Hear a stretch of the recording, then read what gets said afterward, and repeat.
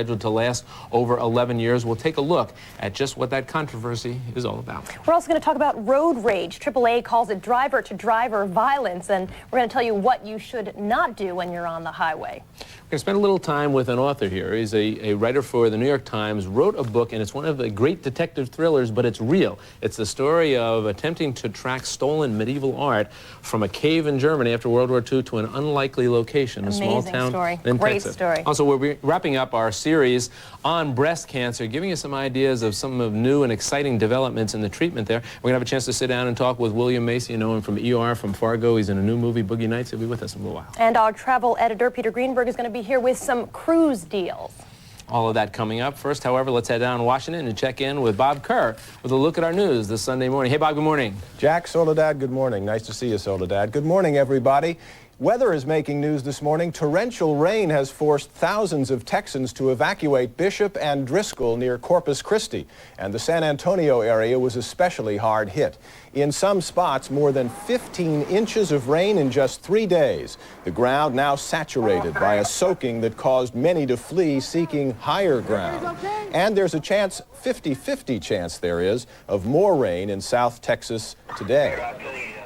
Elsewhere, relief supplies now en route from the U.S. to the Pacific coast of Mexico, the place that got pounded by Hurricane Pauline. Help is on the way, but residents are angry about what they call Mexico's chaotic, inadequate relief effort. The hurricane killed at least 200 people and left thousands homeless. Residents still shoveling through deep mud, searching for more victims. A federal judge has refused to delay tomorrow's planned launch of the Cassini-Saturn space mission. Anti-nuclear protesters went to court to try to stop it. They argue that the rocket's 72 pounds of plutonium fuel could contaminate the Earth's atmosphere if something goes wrong with the launch. But the judge ruled that the mission's benefits outweigh any potential risks.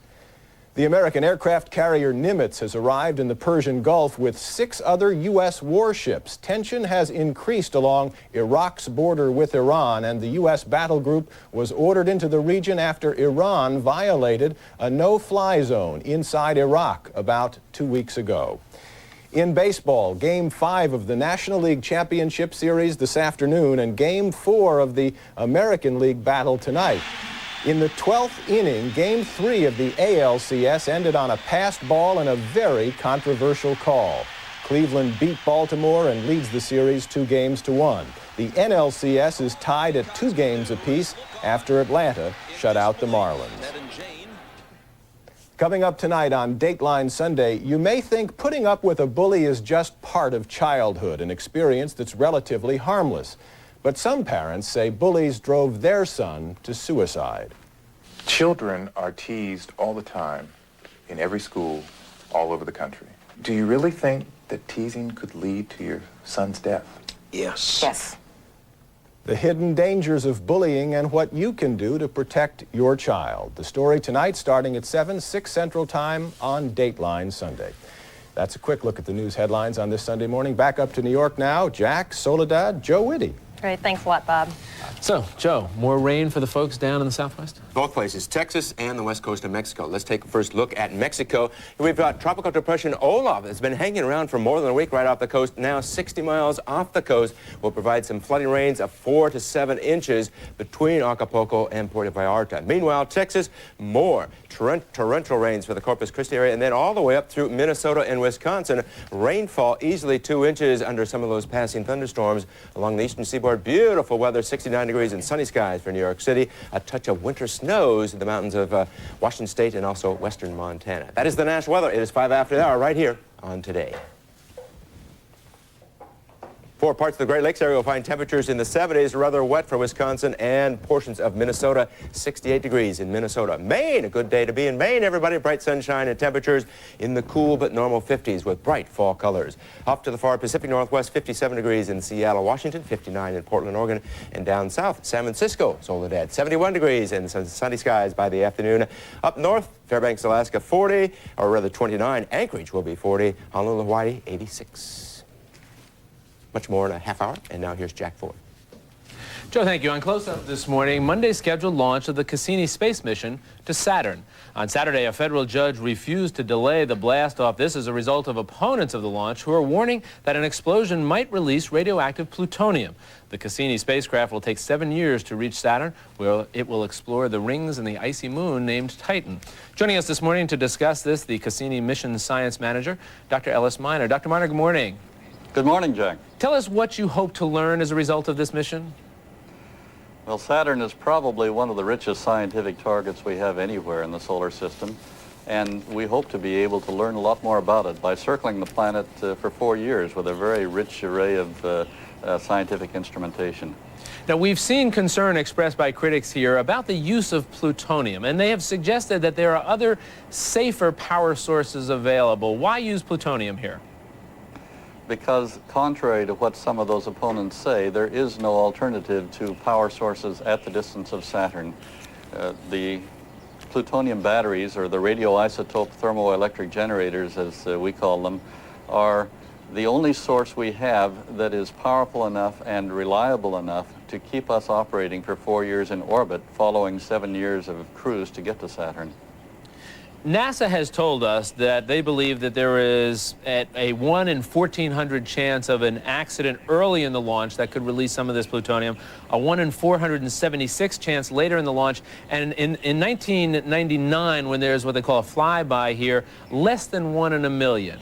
Now, are those acceptable odds for us? I think they're based on some very careful studies. I know the engineers who have done those studies, and I know that the numbers that have been given are not an exaggeration.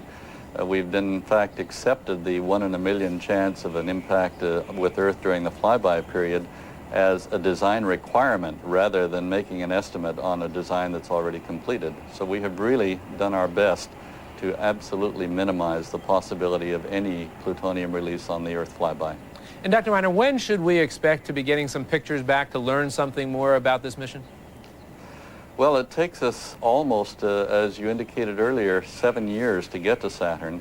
We'll actually start taking data from Saturn about 2 years before we arrive there. So somewhere around the 1st of July in 2002, you can expect to start seeing pictures come back.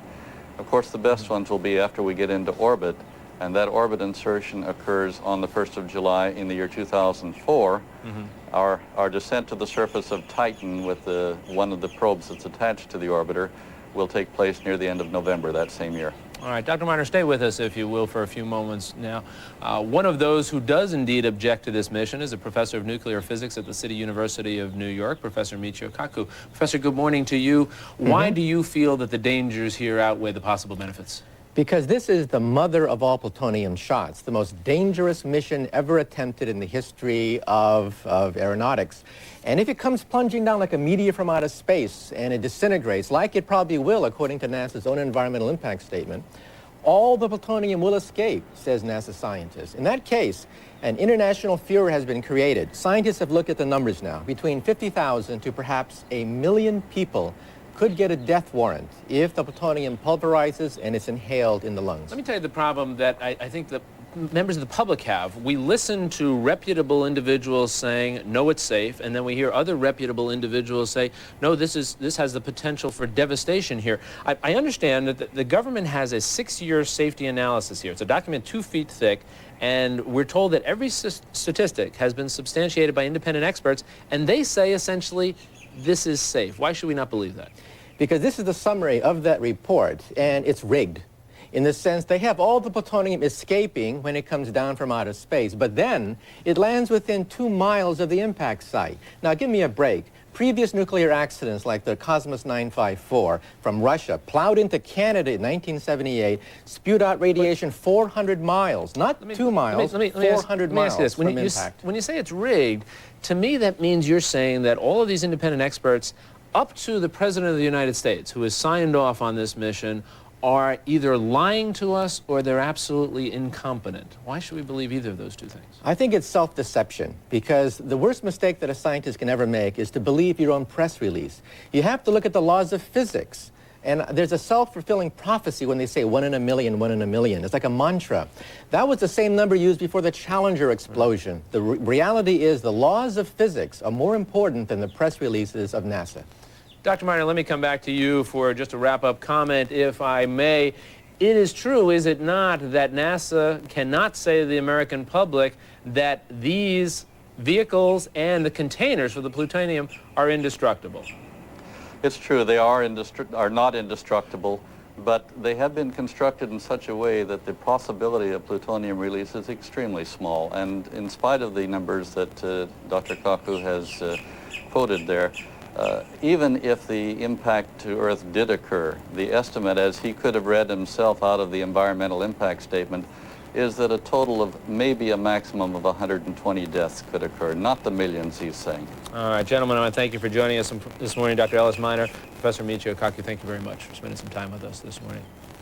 Coming up now on 12 minutes after the hour, let's head over to Soledad. Thanks very much, Jack. Road rage, the Automobile Association calls it driver-to-driver violence and reports that incidents of it are up more than 50% since 1990. One cause, a huge increase in the number of cars and trucks, while there's been little new road construction. And it's more than just aggressive driving, anger, and intimidation. Road rage is responsible for serious accidents, even death. Joining us now, the Managing Director of Traffic and Safety for AAA, Mark Edwards. Welcome. Hi, good morning. Put this into perspective for us. How big of a problem is this really? Well, we've seen about 10,000 incidents just reported by police. We've had 200 deaths, 13,000 injuries, and while we don't have an exact count, we're seeing increases of about 15–20% a year in the reporting of these kinds of things. What really makes people snap? What makes them go from just being a stressed-out driver to using their car or truck as a weapon on the road? I don't think we really understand that, other than really just a loss of control, emotional control and anger. Driving today is a very frustrating event. I think 60% of people report that their frustration with the road precedes this kind of loss of anger, and I think that's it.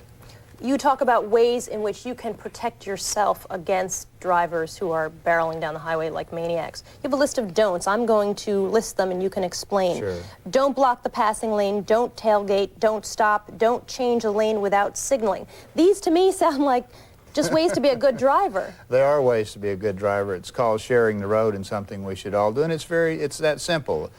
Don't put yourself in the path of others who may be angry or frustrated and become the object of their anger or frustration. That's what we're really trying to say. You also have another list of ways to protect yourself.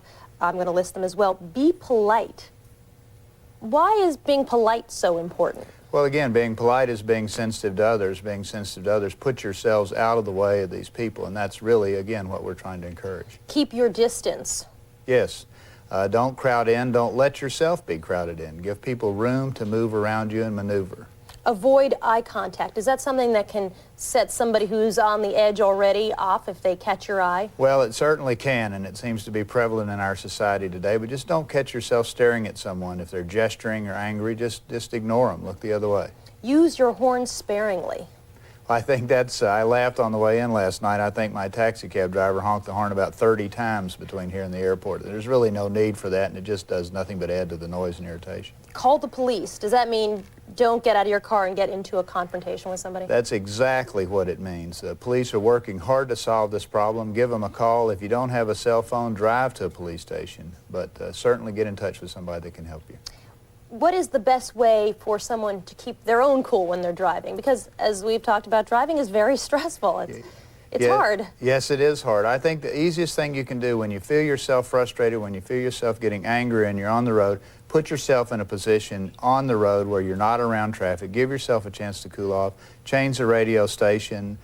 Do something to distract yourself. Don't blow off steam, because blowing off steam really doesn't work. And it's not the stress that really causes the accident. Often you cause somebody else to have an accident. That's exactly right. Very good point. Not all of these result in accidents with the two cars involved. Okay, Mark Edwards, thanks so much for joining us. Appreciate Thank you. it. Now let's go back to Jack.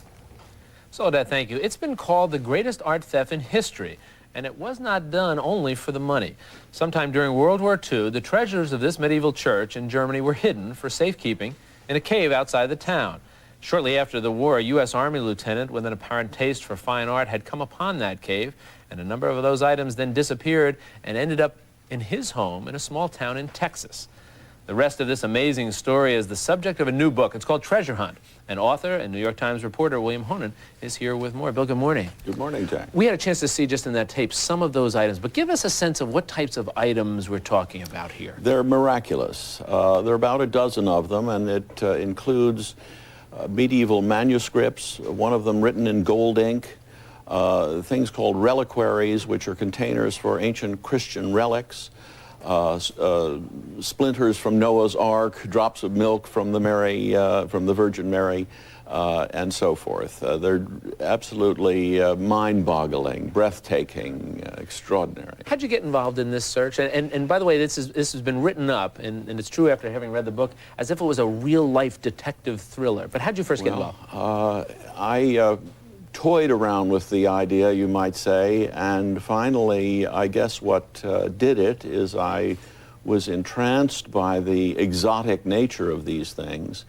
And also, I felt that although I stood not much of a chance of finding them and bringing them back to where they belong, that this was part of the unfinished business of the 20th century, to restore. We can't bring back the people who lost their lives in that terrible war, but we can restore some of the cultural property.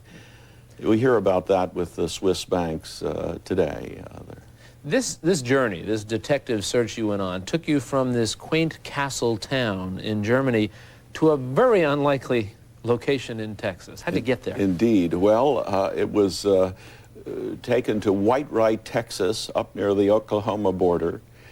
It was brought there by this GI, Joe Tom Metter, who actually mailed the stuff home through the Army Post Office. And which is kind of an astonishing image when you think about it. These beautiful items that you're talking about here getting dropped in the mail from Germany to this little town in Texas. That's right. It's the most unlikely place to find a king's ransom. It really is. It's a windblown, desolate little community, a former cotton capital, but now a town that's come on hard times. When he got back there to that town, what happened to these items? Well, he had various interests. He had studied art, and he loved these things, and he preserved them. He also happened to be gay, and you know the line about come up and see my etchings. He would use them, go to a gay bar in Dallas and meet someone who he found attractive and say, come on up and see my king's ransom. And he had a king's ransom to show. Did he ever, as far as you were able to determine, attempt to sell them himself? He must have known the value of these things. Yeah, I think he did. He didn't attempt to sell them. He resisted many efforts by friends who told him that he ought to get rid of them, return them, something. He didn't do that, but it was when he died in 1980 that his brother and sister inherited all of his possessions, and they were the ones who were only interested in the cash value of these things, and they spent 10 years trying to sell them. When you talk about bizarre images here, we talked about the juxtaposition of this castle town and this small, dusty town in Texas. Yes. You also talk about the fact that his family tried to sell these things at one point in time in a yard sale. Yes, for $500. That's right, that's right. And there were no takers up there in Texas. They're not very sophisticated art buyers, I guess. But that's right. I think the most outrageous thing that happened is when they went to Christie's, the art auction house. Christie's kept them for 5 months trying to determine what they were, and finally found out beyond any doubt that they were stolen property. And then what did Christie's do? The real villain of this story, or one of many, I guess, they returned them to the presumptive thief rather than blow the whistle, call the cops, or do the things that you would expect honorable people that I think we would do. They didn't do that. Now, how many of the items have ultimately been recovered? 10. Out of 12, and there are 2 still missing, probably somewhere in Texas. Any idea at all where they might be and how they could be tracked down? No, I think probably some of his gay friends at the end of his life may have stolen them from him. Right. I know of one case where that happened. The man was conscience-stricken and returned the objects to him. But I think there were other cases. I can't be sure. But we did find the 10 most valuable of them, which are valued at something like $200 million. We're not talking about Christmas tree ornaments. It's an astonishing story. The book, again, is Treasure Hunt. It does indeed, as someone says on the back, read like a real-life thriller, which it was. Bill Honan, thanks very much for joining us this morning. Thank you, Jack. Good luck to you. And coming up in our next half hour, we're going to have some important information for you about the latest in breast cancer treatment. That when we return after these messages.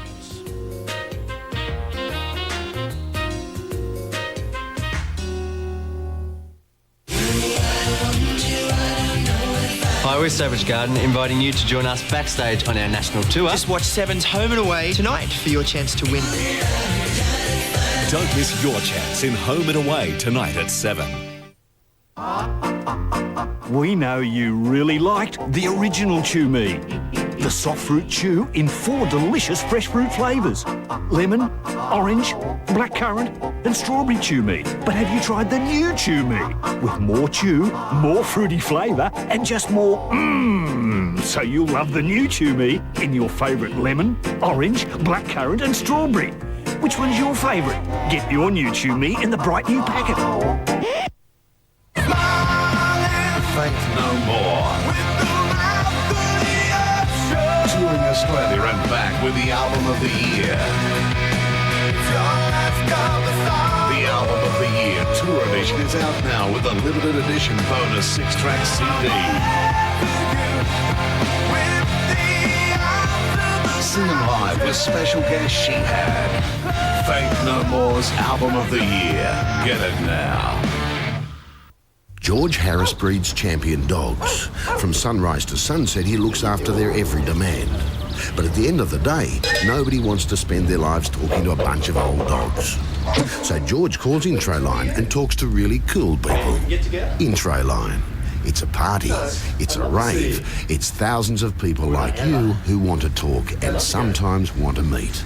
Try it free right now. Introline. You'll never know who's out there till you try it.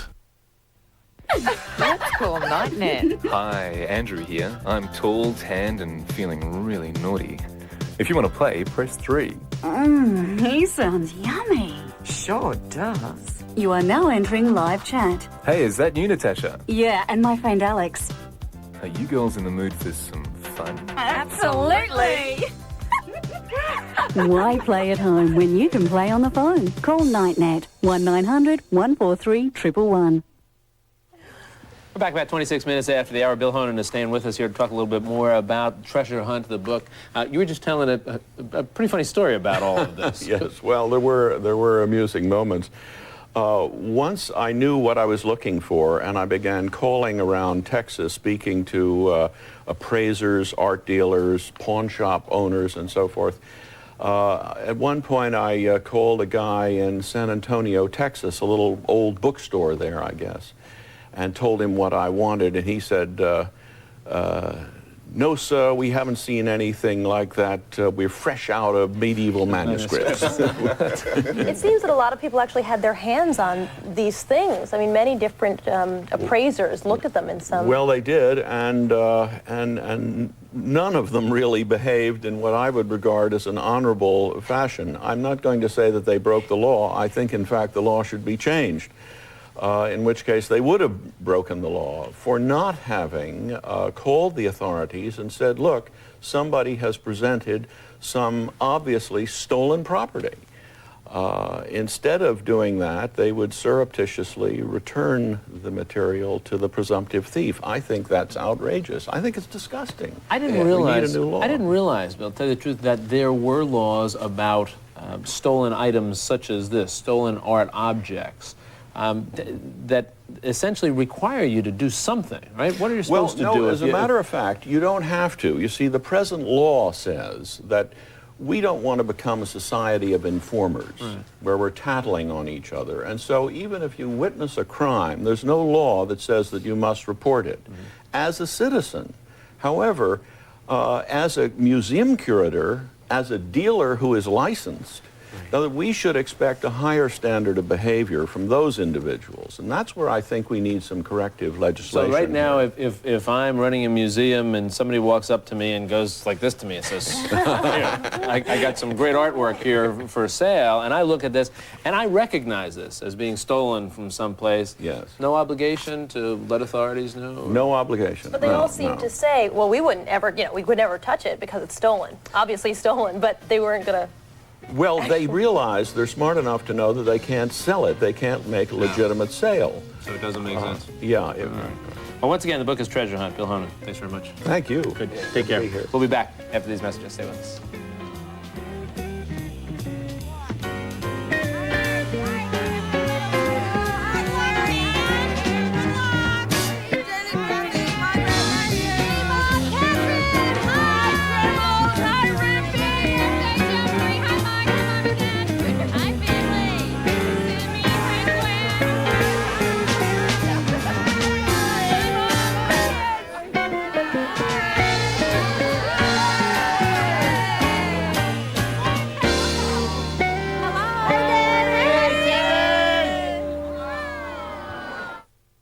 Sheer talking pleasure. The experts may not always be there when you need them.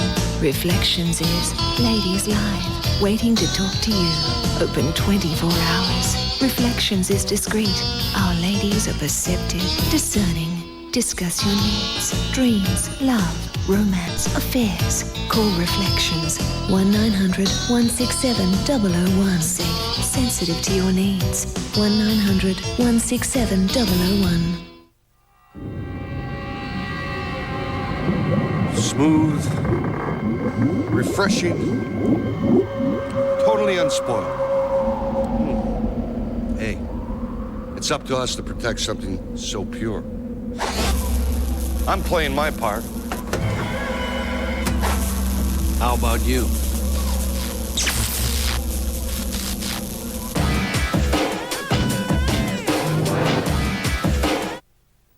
Time for serious fun, and the Games Wizard's the place to get it. Abe's Odyssey was $99.95, now only $89.95. Meet Abe. Your resident guide to Oddworld must free his kindred from slavery, and only you can help. Death is only the first challenge in this epic adventure. Are you odd enough for Oddworld? Find out with Abe's Odyssey, now only $89.95. From the Games Wizards, just near you. Call 97483377. The Hoodoo Gurus return with 2 essential new albums in one. Electric Chair and Armchair Gurus, an eclectic mix of tracks together for a short time on one double CD. Featuring 5 brand new songs, including the new single, The Real Deal. Strap yourself in for the Hoodoo Gurus, Electric Chair and Armchair Gurus double CD. Out now.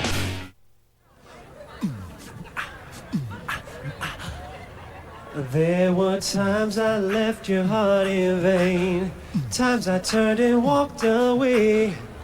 I get to where I'm going just fine.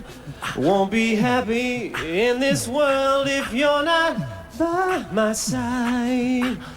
Ellie, my love, so sweet. Smile for me, won't you, baby? Forever you'll be on my mind. Stay with me, won't you, baby? We're gonna make it right this time. There's no one else like you.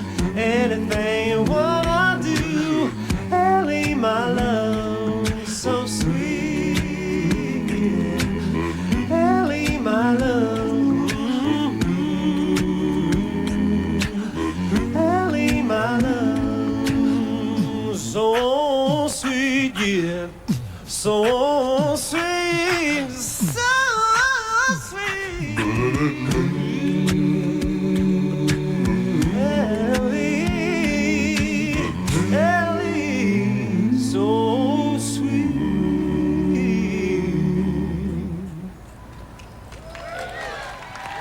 The music of the group Rockapella. Their new CD is called, appropriately enough, Rockapella. You can catch them on tour now until December. Also, you can catch them tonight on HBO's Mother Goose, a rappin' and rhymin' special. Great guys, huh? Great They're music? very good. Nice, yes. Coming up this next half hour, we're going to be taking a look as we wrap up our series on breast cancer with some of the newest developments in treatment options. And also going to sit down and talk with Bill Macy about a whole bunch of things. ER, his new movie, Boogie Nights. He's a delightful guy. Yeah. Peter Greenberg, our travel editor, will be here to tell us about cruise bargains. But before we get to all that, let's go to Washington and get the news with Bob Kerr. Bob? Thanks, Soledad. Jack, Joe, good morning to you. Good morning, everybody. Rescuers in Mexico are searching for bodies and relief efforts are underway there. At least 200 people died when Hurricane Pauline ravaged Mexico's Pacific coast. Thousands are homeless. In Texas, more rain fell on the Corpus Christi area, which has gotten 15 inches of rain since Thursday. People have been told to seek higher ground, and thousands have been evacuated. And from a national magazine, Hillary Rodham Clinton's popularity is going up. U.S. News & World Report's poll of registered voters finds 59% approval, her highest since 1993. Those are some of the stories in the news this morning. Now, with a preview of tomorrow's NBC Nightly News, here's Tom Brokaw. Thanks, Bob. Tomorrow night on NBC Nightly News, how fast should you be able to travel on America's highways? 55 on some, 65 on others, but some motorists are going more than 100 miles an hour in some states. You and your family should know before you take the roads tomorrow night on NBC Nightly News. Bob? Okay, Tom, that's it from the news desk here in Washington this morning. Back up to New York now, Jack and Soledad. And Jack, let me take a few seconds to say how much I've enjoyed working with you. Soon, though, these newscasts are going to be that I've been doing are going to be moving up there. And as you and I have discussed, with 3 young children and multiple soccer games on the weekends, I just couldn't spend every weekend up there. So I'll still be reporting for NBC News as usual, hopefully sleeping in a bit on the weekends and getting to some more of those soccer and Little League games, Jack. And Bob, it will indeed be our loss. What am I going to do now when I start talking about things in the 50s and 60s and I'm getting blank looks from here and I say, Bob, help me out here, and you're always there. Hey, buddy, enjoy your sleeping in and enjoy the family. All right, well, I'll see you along the road. We will, and we'll miss you. Take care, All right. Bob. Thanks, Bob. Let's go to Joe Whitty for the weather. All right, thank you. With me is Professor Gail Scardillas of Smith College. And you've got a little greeting for somebody, yeah? Yes, I do. Well, greetings to my daughters, Eleni and Tula, back in Northampton, and happy birthday to my sister Jody. It's her 40th birthday. All right, Jody, happy 40th. Just what you want. Tell the country you're 40 years old, right? Let's check the weather situation across the country, everybody. Today, big thunderstorms over Texas once again, which is not good news for those folks. Also in the northern plains states. And for the week ahead, it'll be wet in the eastern third of the country, drier than normal for the Rocky Mountain states, and finally for Texas, and below normal temperatures, feeling like fall ought to feel for the midsection of the country to the east coast. That's a quick look at the national weather. Now here's what's happening in your neighborhood.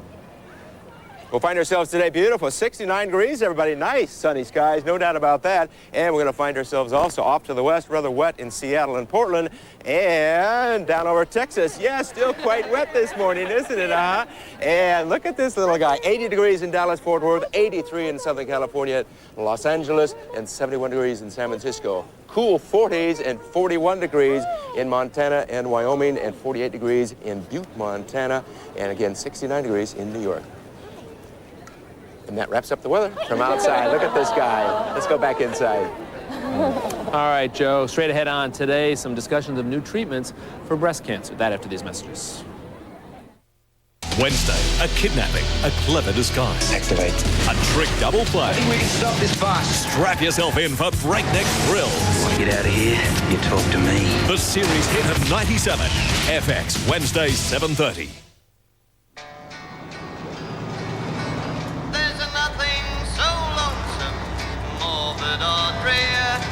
Stand in the bar. Enjoy. Of the pub with no beer.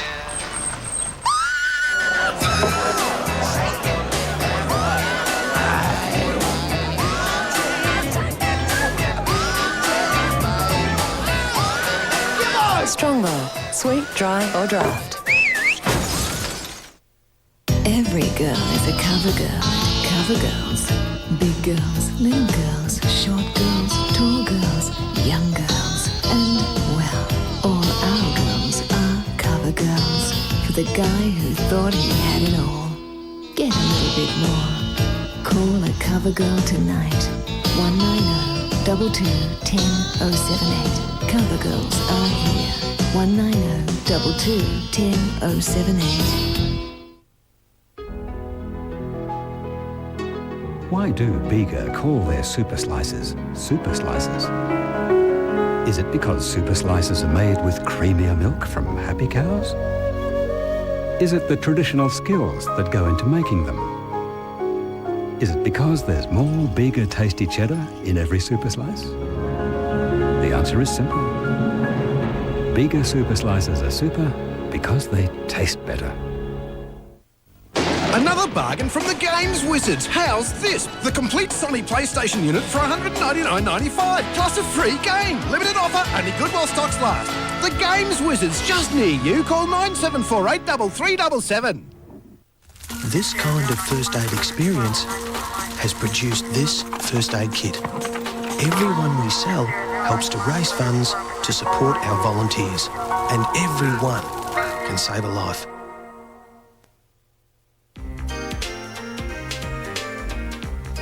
We're told there's exciting news in the war on breast cancer. New procedures and drug therapies offer the best hope yet for long-term survival. Joining us this morning to talk about all of this, the Chief of Breast Cancer Medicine at Memorial Sloan Kettering Hospital, Dr. Larry Norton. Dr. Norton, good morning. Good morning. Is there indeed cause for optimism in this battle? Oh, absolutely. I think that we're making great progress every day. Right now, most women in the United States with breast cancer are cured. Of course, we're not happy till we cure everybody, but we certainly are making great strides. We have a lot to talk about here, so let's get to some of what we have here.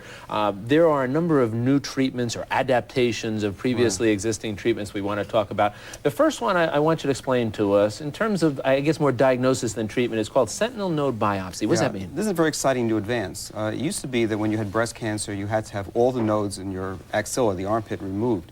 Now we can put a dye in the breast and take out the lymph node with the dye in it, and this way we can tell if that node is negative, we know the rest of the nodes are negative. So for many women, we can avoid removing all the lymph nodes. So in a sense, this shows you the track that the cancer would follow if it's spreading, and it lets you pick up early on whether it has moved in that direction? That's exactly right, and that means that for many women, we don't have to take all the nodes out, and that's a big savings in cost and arm swelling and a lot of other problems. One of the other things we've seen and heard a lot about lately is this combination of radiation and chemotherapy. Explain how that's working and why we should be enthused about it. Well, we've known for a long time that if you remove the tumor, do a lumpectomy, but leave the breast, you have to irradiate the breast, and that eliminates the tumor with a very high chance the cancer won't grow back.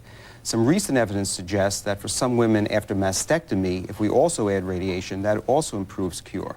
The important thing here is that the reason that that works is because our chemotherapy is now so much better that we're controlling disease outside of the area of the breast, and we can turn our attention back to the breast area now with good results. So in a way, this combination is essentially applauding the success we've made in chemotherapy treatments. That's exactly true. Okay.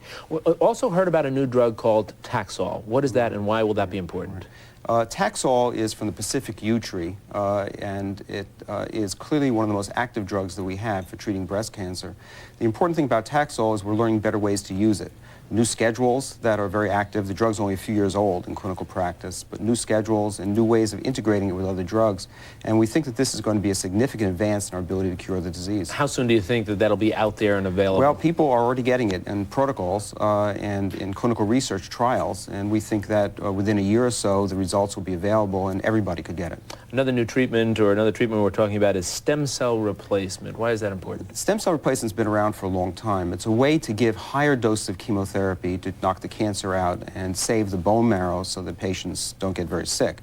The good news is now we're learning other ways of using drugs to kill cancer cells so that we might not need stem cell replacement anymore, get the same excellent results, but in a way that's much less toxic to the body. And how about new hormone therapies? That seems to be something we read about almost every week now. Well, we'll see coming out this year a hormone that will be used to treat osteoporosis that also probably has very significant anti-breast cancer activity. And over the next 2 or 3 years, we'll see new hormones that can be used that will not only strengthen the bones, but lower the chances of breast cancer and probably other cancers as well, like endometrial cancer.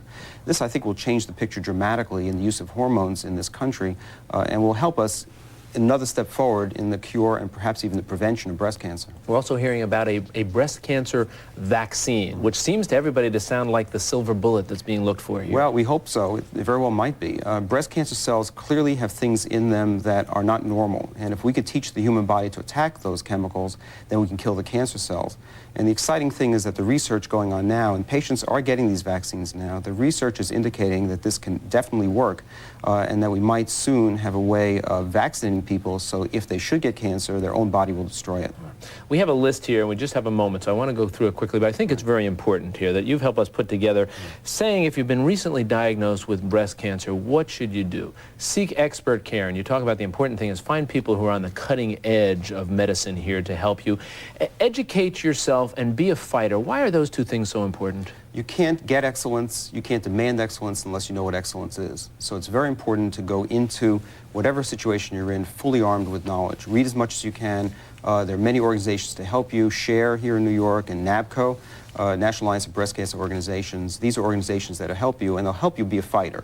You have to go into the medical situation saying, I'm here to win, I'm here to get better, this is what I know, what do you know, and work together. And the last suggestion, and this applies to all of us, is support research as much as we possibly Absolutely. can. That's where the advances occur. Dr. Larry Norton, thank you so much for joining us, and thank you for the good news that there is indeed cause for optimism out there. Good luck to you.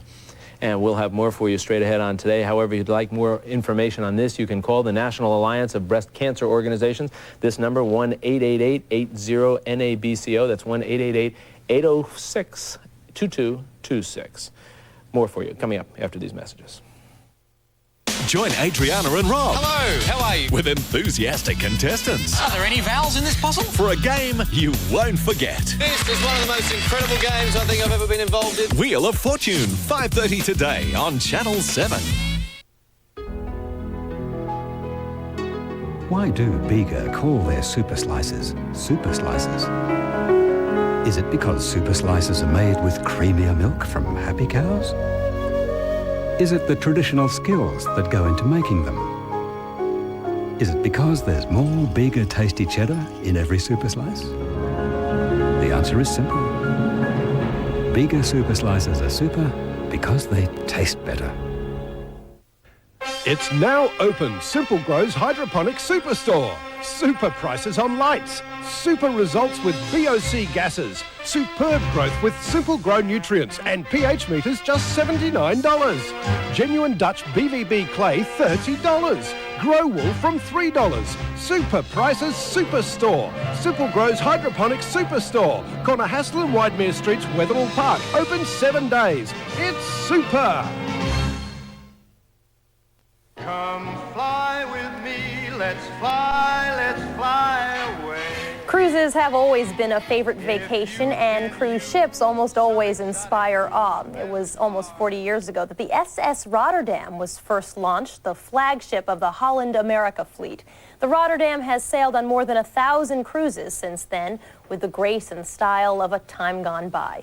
Late last month, she set sail on her final voyage. Travel editor Peter Greenberg was on board, and he joins us now to tell us about that trip and more. Good morning. Good morning. So tell us about the trip. Well, I will tell you, this is an incredible ship. I've had a love affair with it for a long time, not nearly 40 years old, but this ship really has been everywhere. It's done more than 1,200,000 passengers have taken this cruise. It's done 29 world cruises. It really was the flagship of the Holland America fleet. Why did they decide to retire it after 40 years? Well, it's something called Safety of Life at Sea. It's an international agreement passed by all the different countries that kicked in October, and it requires new ships as well as old ships to be retrofitted with state-of-the-art fire safety and water safety devices, fire safety doors, airtight bulkheads, and a lot of ships can be retrofitted. This ship could be retrofitted too. This is one of those examples where the accountants didn't win, the aesthetics won, because, or lost, I should say, because in order to retrofit this ship, what you're seeing there are pictures of the massive steam turbine engines that power the ship. It's also the fastest ship in the fleet, goes at about 22 knots, and they've kept the design. What you're seeing here is old footage, but it hasn't really changed. It really looks like a ship should look. So they decided it would be too expensive to try to also the aesthetics, because the problem is to remove walls and wood and stuff. It just wouldn't look like a ship should look. You know, today's cruise ships look like high-rise condominiums that somehow fell over and float. You know, this really looks like a ship should look. It's got the curves, the lines, and the grace. And the passengers have had a love affair with the ship because it was a cruise liner that was actually built as an ocean liner. It was built for crossings. So now that they're upgrading all these ships, does that mean that consumers are paying more to cruise? No, the law of supply and demand is firmly in your favor now, because with all the new ships that are replacing some of the older ships, the Rotterdam was just one of the ships that's being retired from the fleet. By the way, it will sail again. It's been sold as another ship, but a lot of ships couldn't be refitted. They're being scrapped, like the Canberra that was built in 1961, gone. So now, with all the new ships coming on, you have excess capacity. You have a lot of cruise ship berths that have to be filled, and you got great deals out there. Okay, so tell me some cruise options. Lots of people want to go to the Caribbean. That's right. Well, let's start with Holland America, because they're the ship that just said goodbye to the Rotterdam. Holland America's got great deals in the Caribbean, excuse me. A 7-day cruise as low as $678. And by the way, that includes all your port charges and taxes. That's not a bad deal. Okay, what about other cruise lines? Sure. Well, one of the things that I love in the Caribbean, look at this. The Carnival is a 7-day cruise. The regular price is $1,309, but now the discount is almost half, $768. That is a great deal. Royal Caribbean also offers... Well, this is my favorite, a 21-day Panama Canal cruise. Who gets 21 days off? I don't know. Do the math, though. Look at this. The regular price for a 21-day Panama Canal cruise, $6,438. The discounters, $2,011. That's a savings of over $8,500 a cabin. Where do you get these tickets from? You call your travel agent? Sure. Consolidators. There's a company called Worldwide Cruises. There's also a company called the Cruise Line. They all have 800 numbers. These are people who are discounting tickets because they're dealing with unsold inventory. And remember, a cruise ship berth that's unsold is revenue a cruise line will never recoup once the ship sails. All right. Peter Greenberg, thanks very much for joining us. Okay. Appreciate it. Up next, Jack talks to ER's William Macy right after these messages. You ready? Yeah. Yes. Okay. You're gonna make your entrance through this door right here. No call to action. That's your cue. You got the lines to the scene? If you drop one, just call for it. Do not stop. Okay? Do not stop. You want some water or something? No, I'm fine. 8:30 Thursday. Join special guest You dead set remind me of my first girlfriend. I reckon you're a bit of a spunk. and all the crazy new characters. Okay. For the hilarious Eric. 8:30 Thursday on 7. Brescia Furniture presents, from some of Italy's finest designers, a rich collection of luxury leather in styles and colors for every home, for every space. In a collection to see, to touch, to live. Quality in leather, an investment that expresses a taste and lifestyle that is so affordable and so rich in colors. The luxury of leather at Brescia Furniture. It's time for serious fun, and the Games Wizard's the place to get it. Total annihilation was $89.95, now only $79.95. Wage war on a galactic level with true 3D terrain and effects, plus multiplayer support in your struggle for domination. No terms, no surrender. The only outcome can be total annihilation. Get it from the Games Wizards for just $79.95. The Games Wizards, just near you. Call 9748 3377. Sheer talking pleasure. The experts may not always be there when you need them. Reflections is Ladies Live, waiting to talk to you. Open 24 hours. Reflections is discreet. Our ladies are perceptive, discerning. Discuss your needs, dreams, love, romance, affairs. Call Reflections 1-900-167-001. Safe, sensitive to your needs. 1-900-167-001. Laura James researches the genetics of beef cattle. She works with some of Australia's cleverest scientists. But who wants to spend their lives talking a load of old bull? So after work, she talks to really cool people on Introline. Introline. It's a party. It's a rave. It's thousands of people like you who want to talk and sometimes want to meet. Try it free right now. Introline. You'll never know who's out there till you try it. Maggie loves her brother, but she cannot trust him. He's a junkie. Can she save Robbie from himself? You can end up alone and dead in a gutter. A very real story of a family in crisis. Robbie. An Extraordinary Blue Healers, Tuesday on 7.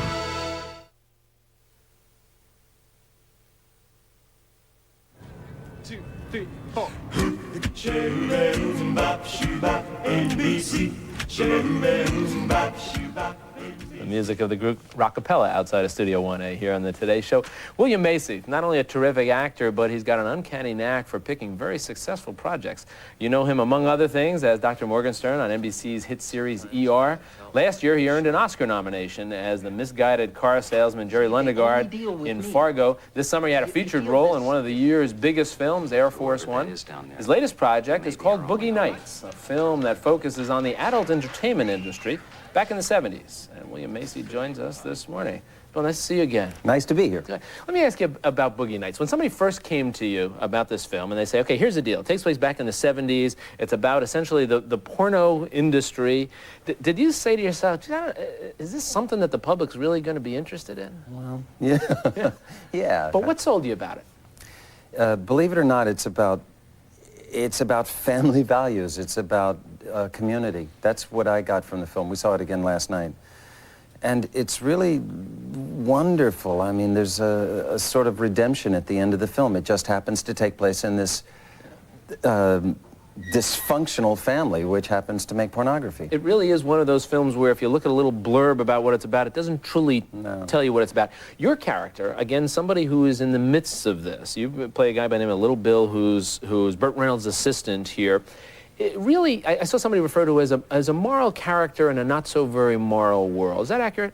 That's what I always thought. I thought, this is the guy that looks around at this business of making pornography, and he's the only guy that says, does anybody else think that this is weird? Yeah. Does anybody else think that it's odd we're taking all these drugs and that sex doesn't mean anything? Does anybody else think that this is a strange thing? Yeah. When we saw a clip just a few moments ago, in the movie, it's leading up to the filming within the film of a porn scene. Yeah. Now, on the set, when you folks were all doing this, I mean, was there any sort of awkwardness or uncomfortabableness about these? No, it was so strange. Because the film was about sex, about the sex industry, it was the most wide-open, non-titillating set that I've ever been on. There wasn't a lot of flirting going on. I mean, it seemed foolish at the time to do double entendres and sort of dirty talk when you're making a film about making porn films. So everybody was really sort of adult about everything. A lot of professionals you were working with. Yeah, on this yeah. Also. Totally. Was it a fun film to do? Oh, it was great. Paul Thomas Anderson, this guy's the real deal. Yeah. He's genius. Yeah. We got another quick clip here. Let's take a look at it real quickly, talk about it on the backside, and then I'm going to talk about some of the other things you're doing here. You ready? Yeah. Okay. You're gonna make your entrance through this door right here. He'll call action. That's your cue. You got the lines to the scene? If you drop one, just call for it. Do not stop. Okay? Do not stop. You want some water or something? No, I'm fine. Okay. Thanks. You're fine. Now, this is that lead up to that scene we talked about, but I wanted to comment on, you had a great 70s look going on right there. Yeah, look like Captain Kangaroo on a bad trip, don't so I guess you just, you know what, I can't follow up that line at all, so I'm going to move on to something else now. You've had a great run. You've been a talented, successful actor for a long time on the in theater, movies, and now you've got a big spotlight on you. Fargo, you did great. Air Force One. Are you finding that all of a sudden more projects dropping in your lap that make it tougher for you to decide what you want to do? Yeah, there are a lot more projects. I mean, I highly recommend all actors get nominated for an Academy Award. I should have done it years ago. What were you thinking? Yeah, I don't know. Bad planning. Next time you jump on that sooner. It does make it harder. I mean, the only rule that I've ever come up with that makes any sense is do the good stuff and don't do the bad stuff. Yeah.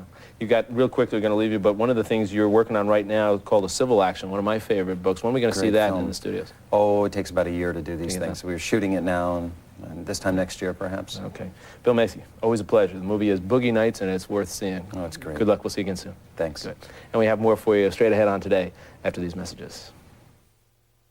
Tonight, a magnificent Australian motion picture featuring one of the finest casts ever assembled. Come in. Starring Hugh Grant and Sam Neill. You like her, don't you? Supermodels Kate Fisher and Elle Macpherson. Really shocking. Tara Fitzgerald and Ben Mendelsohn. I probably shouldn't have brought you here, should I? In a time when all was forbidden, they broke every rule. Lie on the ground with your eyes closed while he licks your belly button. Praised by critics around the world. Sirens, 8:30 tonight on 7. If you're over 40, the best lenses to improve your vision are probably Perceptor. With Perceptor, in one pair of glasses, you could see right here, up close, in sharp focus, and here, as well as here. And all you have to do is see here. Perceptor lenses. So there. See your eye care professional today. The Australian Institute of Music. For a fully accredited degree qualification that will secure you a professional career, call the Australian Institute of Music now. I've learned to play lots of different styles. Now I feel like a real musician. I could walk into a gig anywhere and feel confident. If your passion is music, but you also want to finish secondary school with a top HSC result, call now. The Australian Institute of Music. You need a rail, Al. It looked a line to me, Al. Seen our new specials, Al? I thought we were allies, Al. Don't worry, Al. These specials can't fail. Spalding XL balls, $19.50 for 16. Niblick spike shoes, $39. 12 club sets plus putter plus bag plus buggy. Wow, $3.99 the lot. But, Al, that's cost price, Al. Al, Sydney's Golf Centre. Sydney's largest range at Australia's lowest prices. Say hello to Al. Hello, Al. Let's call NightNet. Hi, Andrew here. I'm tall, tanned, and feeling really naughty. If you want to play, press 3. He sounds yummy. Sure does. You are now entering live chat. Hey, is that you, Natasha? Yeah, and my friend Alex. Are you girls in the mood for some fun? Absolutely. Why play at home when you can play on the phone? Call NightNet 1900 143 111. It's time for serious fun, and the Games Wizard's the place to get it. Gain entry to Starfleet Academy for only $89.95. The first and only Star Trek action fight simulator. Instructions and inspiration from the legends themselves is yours for the first time ever in this staggering masterpiece. Find out if you've got what it takes for only $89.95. Be quick and get your free limited edition poster from the Games Wizards just near you. Call 9748 3377. Coming up on NBC is Meet the Press. Tim Russer joins us now from Washington with a preview. Tim, good morning. Good morning, Jack. The investigation into campaign financing potential abuses. The woman in the middle of it all, Attorney General Janet Reno, and she's with us on Meet the Press. Then we'll talk to Minister Louis Farrakhan. It's the second anniversary of the Million Man March. He's calling for a National Day of Atonement this coming Thursday. Janet Reno, Louis Farrakhan, coming up on Meet the Press. Tim, thanks. We'll be watching. Coming up on Dateline tonight, they're used to hurricanes in Miami, but we're going to have some pictures of a surprising twist in the weather. That's at 7 o'clock, 6 o'clock Central on MSNBC. We launch a new program at 12, 3, and 6. They're going to take apart all those Sunday morning political talk shows, separate fact from fiction. Lot to talk about. Coming up this week on Today, they're going to be talking with a whole bunch of people: Christopher Reeve, Oprah Winfrey, Tom Hanks, and Miss Piggy. And next weekend on Today, we're going to have Andy's Nell Carter out here on the plaza singing. Also going to kick off NBC's week-long look at the Battle of the Sexes. All of that coming next and up next week. Soledad, thanks for joining us this Thank weekend. You very Joe, always much a for pleasure. having me. Jody will be back next See weekend. We'll be back. You guys all have a good week. We'll see you next weekend. In those first morning hours. At just 13, Liam loved his family and his sport. And it was just his greatest joy. But on the last day of school... It was just a mistake that he pulled that train. Did two strangers push him out? Here begins a family's fight for their son. He was still our baby, and we just miss him. And a fight for the truth. Just some of the evidence. Did Liam die for a $30 toy? Plus, how we're closing in on Australia's most wanted con man. His latest victim speaks out. Monday on Australia's Most Wanted. Another bargain from the Games Wizards. How's this? The complete Sony PlayStation unit for $199.95 plus a free game. Limited offer, only good while stocks last. The Games Wizards, just near you. Call 9748 3377. The Australian Institute of Music. For a fully accredited degree qualification that will secure you a professional career, call the Australian Institute of Music now. I've learned to play lots of different styles. Now I feel like a real musician. I could walk into a gig anywhere and feel confident. If your passion is music, but you also want to finish secondary school with a top HSC result, call now. The Australian Institute of Music. Another bargain from the Games Wizards. How's this? The complete Sony PlayStation unit for $199.95 plus a free game. Limited offer, only good while stocks last. The Games Wizards, just near you. Call 9748 3377. The hilarious Hot Shots 2 is here. 8:30 Sunday on 7. Everyone's home. Everyone's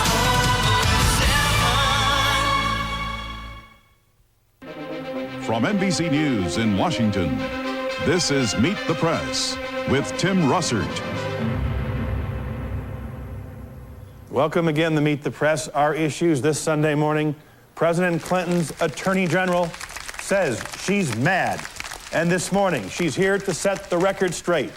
In an exclusive interview, we'll ask Janet Reno about her investigation of White House fundraising and whether there's a need for an independent counsel for President Clinton and Vice President Gore. And then, last week, it was the Promise Keepers on the Washington Mall. Hallelujah! 2 years ago this week, it was the Million Man March. And there's hostility now in the Great Divide. And now Minister Louis Farrakhan has called for a National Day of Atonement this coming Thursday.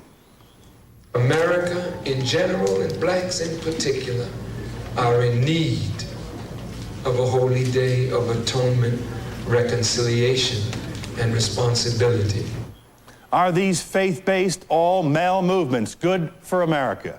Can whites, blacks, Hispanics, Christians, Jews, Muslims all live together in harmony? We'll ask the leader of the Nation of Islam, Minister Louis Farrakhan. And in our political roundtable, tapes of the White House coffees and a very unhappy Janet Reno. I was mad. Later in the week, a feisty Harold Ickes. Basically invited people that we didn't like, Senator. What does all this mean? We'll sort it out with New York Times columnist William Safire and Washington Post reporter Bob Woodward. And in our Meet the Press Minute, Senator Ted Kennedy interviewed on this program 33 years ago. Massachusetts. President Johnson was President Kennedy's first and only choice for the vice presidency. The next day, President Johnson called to congratulate the senator on his Meet the Press appearance. We'll hear the secret audio tape of their conversation as detailed in this new book, Michael Beschlaw's Taking Charge, the Johnson White House Tapes, 1963 to 1964. The president would have been so proud of you, and I just thought you hit a home run every time they ask you a question. But first, joining us now, the woman in the spotlight, the Attorney General of the United States, Janet Reno. Welcome. Thank you. It's good to be here. In that tape we just saw, you told reporters that after you learned of the White House coffee tapes, the fact that they had been found on a Wednesday, you were not informed until Saturday, you were mad. Who were you mad at? I was mad at the people responsible, but I think what is important now is that we move on. We're conducting one of the most complex investigations in this country's history. We have over 100 agents and lawyers and other staff. We have a grand jury investigation ongoing. We're exploring every transaction, and the important thing is to make sure we get these documents produced, these tapes produced in a timely fashion. The tapes that you have seen thus far, are there any indications of criminal activity? With respect to any covered person, we do not have any indication of criminal activity, and we're going to continue to explore and look at anything that is developed, not just now, because one of the problems is that people say when we conclude that we do not have evidence now sufficient to trigger the independent counsel statute, that we're not going to continue to look for it. We're going to continue to take this investigation wherever it leads, and if it triggers the independent counsel statute, we will do so just as we already have in at least 3 instances. When you say covered persons, the president or the vice president in this particular case, on one of the tapes, Madam Attorney General, a gentleman who has since left the country and the contribution he gave was returned because he was a foreign national, tells the president, James Riotti sent me. Is it within your domain? Is it appropriate for you to ask President Clinton, what did that mean? Why was that gentleman invoking the name James Riotti, Mr. President, a good friend of yours? I can't discuss what we're doing in a pending investigation because that would lead to tips to other people as to how they could form their testimony. We've got to do it in a careful, thoughtful way. But what I can suggest very clearly is that we're going to pursue every lead and interview anyone who has information concerning the transactions involved in this whole investigation. So you could interview the president if you so choose? Exactly. You saw the president on Thursday. Did you express to him your anger, your frustration at the White House, lack of telling you about the tapes? No, I did not. Will you? I think the president understands where I stand. Speaker Newt Gingrich said yesterday that you, quote, look like a fool, that you should resign. How do you respond to the speaker? Name-calling may be an appropriate tactic in politics, but what we're trying to do is to conduct the best, most thorough investigation we possibly can. And one of the things that I can't do is tell the speaker what I'm doing in the course of that investigation. I've got to do it the right way, building it carefully, building it from one person to another, leading to the people ultimately responsible. I'm going to try to do that no matter what names the speaker calls, no matter what people say. I've got to do it the right way. The fact that if President Clinton or Vice President Gore had to step aside, Newt Gingrich would become president. Is it a conflict for him telling you to appoint an independent counsel or resign?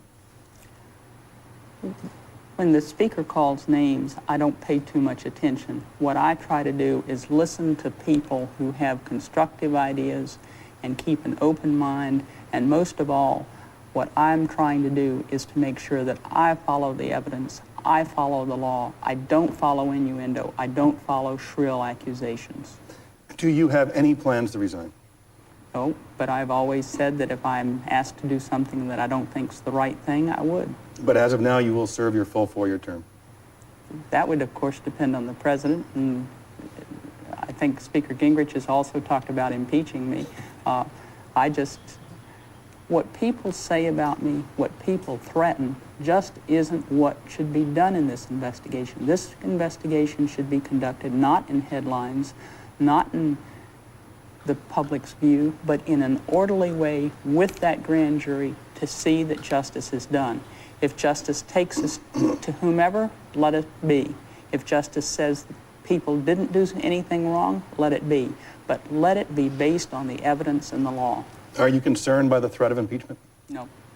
Not at all. No. As you know, by this Wednesday, you have to decide whether or not to continue an investigation for another 90 days into whether or not President Clinton's activities deserve or warrant the appointment of an independent counsel. Have you made a decision as to whether to make such a recommendation? No, I have not. When will you make that decision? In a timely fashion. Orrin Hatch, the chairman of the Judiciary Committee, has said that it's an inherent conflict for you to continue this investigation yourself. You were appointed and can be removed by the president. Appoint an independent counsel, he says, you cannot be objective. When Congress passed the independent counsel statute, they provided that in instances where there was specific and credible information that a covered person had violated a criminal law, that the statute must automatically be triggered. That situation involved the president, the vice president, and other covered persons. What I have determined to date is that the statute has been triggered with respect to 30 days with respect to the president, and we have commenced 2 preliminary investigations pursuant to the statute. I'm going to call it like I see it, based on the statute, and not based on some other standard that Congress did not intend by that statute. Now, the New York Times says that that letter you sent to Congressman Hyde meant that Janet Reno had exonerated Mr. Clinton on every issue except telephone solicitation without a searching inquiry. That's what's exactly wrong, and that's what people don't understand. We have interviewed thousands of witnesses, we have over 1 million documents. We have an ongoing grand jury investigation that is, I may have said 1,000 witnesses, I'm not sure of exactly the number, but a very large number. We are pursuing all the transactions that have been raised to see who is responsible. If there is specific and credible information developed that the president may have violated the law, we trigger the statute. But nothing has been closed and nobody has been exonerated, and that is the reason it is so important that editorial writers and politicians who have other arenas in which they traditionally operate, that they've got to understand that this is a massive ongoing criminal investigation that I'm going to see takes us where the evidence is. So President Clinton has not been exonerated? That's correct. One last question before I get Pete Williams in here. The Democrats leaked a tape of Ronald Reagan when he was president, greeting financial supporters in the White House, thanking them for their support. Is that relevant in your investigation? Again, what we look at are the whole pictures, but the statute of limitations has expired, and I don't know whether that would be relevant to what we're doing. The fact that no one has ever been prosecuted for making telephone calls in the White House, is that relevant?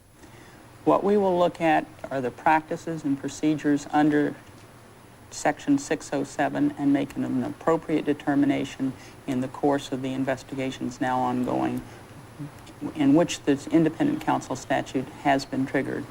Pete Williams. Ms. Reno, can you explain why, when it's obvious the president had these coffees and overnight stays in the White House, why isn't that enough to trigger the independent counsel statute? You can have coffees, and coffees in the White House don't violate the law.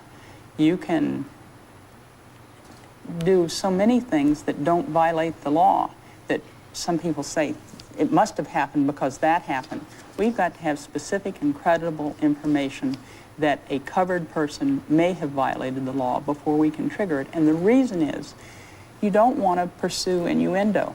If we could pursue each congressman or any politician and say, you got this campaign contribution and then you did this, so you must have done something wrong, that's not right.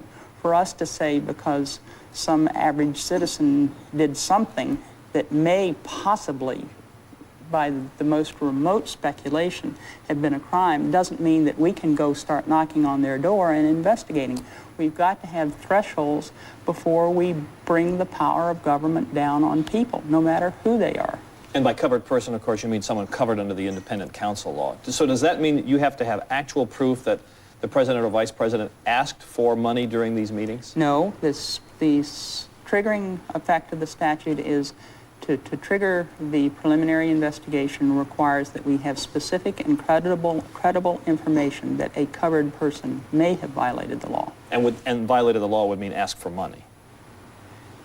That's one of the ones in terms of solicitation. Again, it depends on the circumstances because it depends on whether it's in the residence or on property that is primarily public, and you have to take each instance to understand exactly whether there is specific and credible information. And without that evidence, is it your view that you cannot, under the law, you are barred from asking for an independent counsel without that evidence? That there is also a provision in the independent counsel that provides for discretionary application for independent counsel, which I don't think has been triggered here. But it does not bar us from continuing to investigate the copies, from continuing to investigate all aspects of this. As the New York Times indicated, we're closing these investigations. We're not. We're pursuing a very complex investigation to try to see that justice is done. It can't be any fun to have all this criticism, the speaker saying what he said to you. What about, why not simply lateral all of this, instead of going to an independent counsel and asking the three-judge panel for that, simply use your power to appoint a special counsel to look at Republicans and Democrats and get it off your desk? I gave an oath when I took office. I gave an oath to the American people that I was going to try to do my part in upholding the law, in upholding the Constitution, in making sure the laws of this country were implemented the right way. I've implemented them. I've implemented the independent counsel statute on at least 4 occasions. I have triggered it now in this investigation. I have prosecuted Republicans and I have prosecuted Democrats. I don't want to shrink from what I think is my duty to uphold the law. When the law requires an independent counsel, I don't think anybody can look back on these last 4.5 years and suggest that I haven't done my duty. If you request an independent counsel, you go to a 3-judge panel headed by Judge David Sentille, who appointed Kenneth Starr, the independent counsel, look in Whitewater. Democrats insist that Judge Sentille cannot be objective. He's a close associate of Jesse Helms. Do you have any questions about the integrity or objectivity of Judge Sentille when it comes to appointing an independent counsel? What I do is based on the evidence and the law, and I follow the procedures of the independent counsel statute. Under the structure set up by Congress, the courts appoint those that will make the findings, and I defer to them. You don't make any comment or judgment about their objectivity? No, I don't. Finally, Ms. Reno, you've been conducting your investigation in private. On Thursday at your press briefing, and today you've decided to go public. Why? I have been pretty open. I have a Thursday morning press availability at 9:30, and Pete's usually there, and he's been asking me hard questions on a regular basis. But there's no particular reason why you decided to come forth and explain to the American people the status of your investigation? What I've tried to do is explain to the American people on a regular basis, but I don't like to. I think it's important that it be done as carefully as possible, trying to explain, but recognizing that when you have a complex criminal investigation, it should not be conducted in the headlines. If it's going to be successful, it's got to be conducted in a professional way, which means following every lead and not tipping your hand as to where you're going. Janet Reno, we thank you for joining us this morning on Meet the Press. And coming next, his National Day of Atonement is just 4 days away. The leader of the Nation of Islam, Minister Louis Farrakhan. And then our political roundtable with William Safire and Bob Woodward. Where is this campaign fundraising investigation headed? After this. Tonight, the sick truth behind a kidnapping. Spirituality is based on physicality. I know, sort of physicality. You got in mind, you can forget it. Plus, Okay, that's it. I will not be spoken to like that in my own home. what did Justine say? Home and Away, tonight at 7. There's only seconds left and the scores are tied. Australia has possession. Liz Ellis wants to get the ball away as quickly as possible. But there's been a fumble. Recovered, interception, one back, lost. Carissa Toombs has the ball. As major sponsors of Netball Australia, Fisher & Paykel is interested in the next test and the next batch of champions. It's in. Vicky Wilson has done it for Australia and the bench is going wild. It's a lovely day. Hi, I'm Chloe, 24, Gemini, professional student, and want to hear from single guys. Hello, this is Linda. I'm 5'10", blonde, and I'd love a guy who's into bodies. Leave a message. Hi, I'm Michael. I'm a marketing executive, and I just want to hear from girls who enjoy quiet nights and candlelit dinners. Hi, I'm Mickey. And I'm Josh. We're a bi couple and want to make friends with some other couples like us. We know this number works, so call. Meet genuine and exciting people like these by calling the fast call number 190-221-0077. I just gotta get a message to you. The very best of the Bee Gees, celebrating a career of over 30 years. 19 of their greatest hits. This is the very best of the Bee Gees. Get it now. Many great Australians have been honoured as Australian of the Year. Coming from many walks of life, they've been recognised for their outstanding achievements. Who do you believe should be our next Australian of the Year? Channel 7 and Telstra proudly support this most prestigious award and invite you to nominate your choice for the 1998 Australian of the Year. Nomination forms are available now or by phoning the Australia Day Council. Have your say for the 1998 Australian of the Year. This kind of first aid experience has helped design this first aid course. The fees from every course help to support St John volunteers, and every course could help you save a life.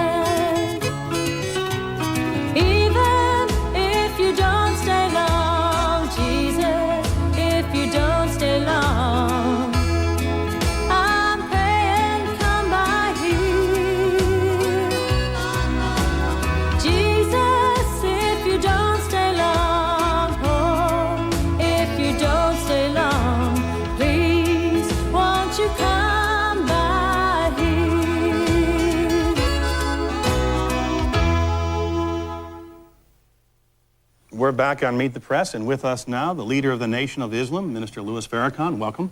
Thank you. On Thursday, October 16th, the second anniversary of the Million Man March, you are calling for a National Day of Atonement. You are asking African Americans to stay home from work, from school, and do what? The Day of Atonement is a day given to the children of Israel as they were between Egypt and the Promised Land. This was a way of getting the burden of sin from them that God might continue to bless them. We believe that the children of Israel are a sign or a prototype of the 400-year suffering of blacks in America. Since we are not quite slaves and yet not quite free, we are somewhat in the same position as the children of Israel in the wilderness. And so we believe that God has asked us to atone, that he might continue to bless us, that in the next century we might be a totally free and independent people. You said, Minister, if we can close cities down across America with a Day of Atonement, it sends a political message of never again. What does that mean? Well, first, this is a spiritual day. But when whites of this nation wake up on that morning and they don't see their cook, or we go to the airport and we don't see the baggage carrier, or you don't hear the music, or you don't see the face of black people, then you begin to think how relevant and how important are black people to this nation. And that's the political statement that we would like to send, that we will never again accept the position of a free slave or second-class citizen. Do you believe African Americans all across the country are going to stay home from work and going to stay home from school?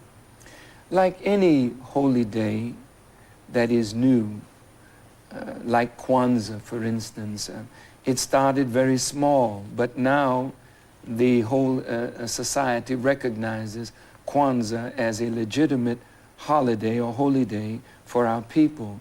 We declared on October 16th a holy day of atonement, and millions accepted to practice it on that day, and we believe that it will be practiced in over 100 cities in America, and it will grow from year to year. You've also asked black athletes to refrain from playing sports on that day.